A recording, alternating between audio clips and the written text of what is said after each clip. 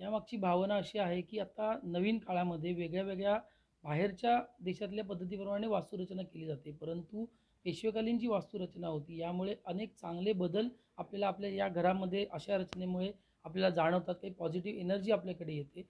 त्यासाठी मंडळाने असा एक निर्णय घेतला, की आपण ती संस्कृती लोकांसमोर आणण्याचा प्रयत्न करूया. तरुण पिढीला कळेल, की अशा पद्धतीने सुद्धा देखावा होऊ शकतो.